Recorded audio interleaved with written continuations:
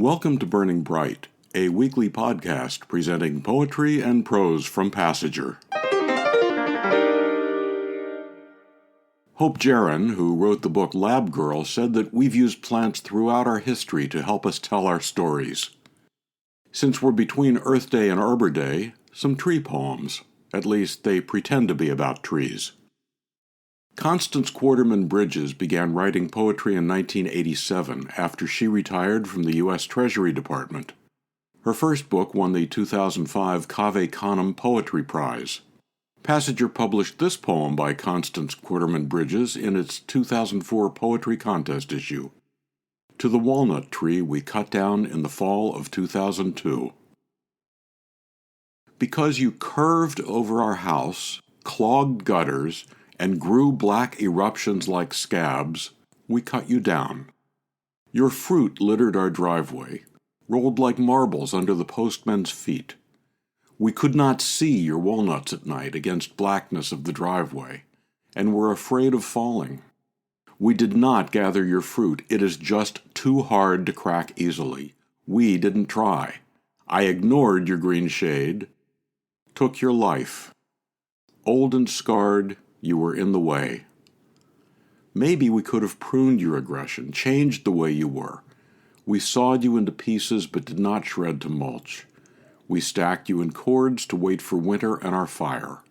I never told you I have a fear of winter. Do you remember the summer of 1941? You were young then. You held the children's swing, heard their laughter. Do you remember that winter of 1941 and the war? There have been other wars since. The boy on the swing did not return from a desert war. I fear this winter there may be another war. I fear losing his son, my grandson. This uncertainty is a hand squeezing my heart. Soldiers have been unloaded and wait for fire. I have never been certain about cutting down. There is always a question of what to do after. To the walnut tree we cut down in the fall of 2002, Constance Quarterman Bridges. Michael Fulop is a Baltimore psychiatrist. Here's his poem, The Dream with Trees in It.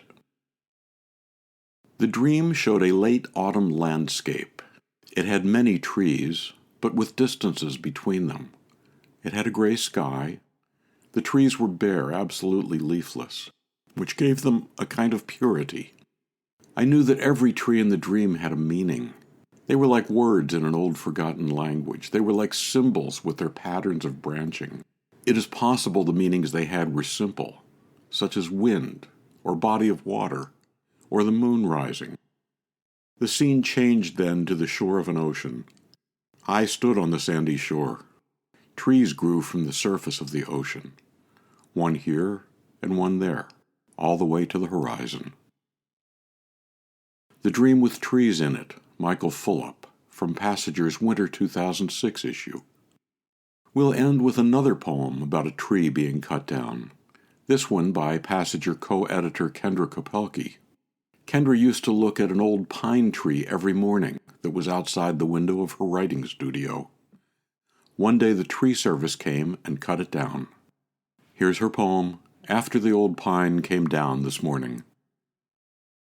And now, after so many decades, the tree has vanished, like clouds vanish, leaving the sky spotless. A sparrow blasts through the new space and sails into nowhere.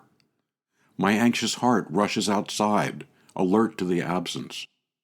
When it blocked my view, it said, "Sister, I am your view. Pull up a chair." Early mornings, I heard every word it said, even when it seemed to ignore reality. I watched it come out from the darkness into being.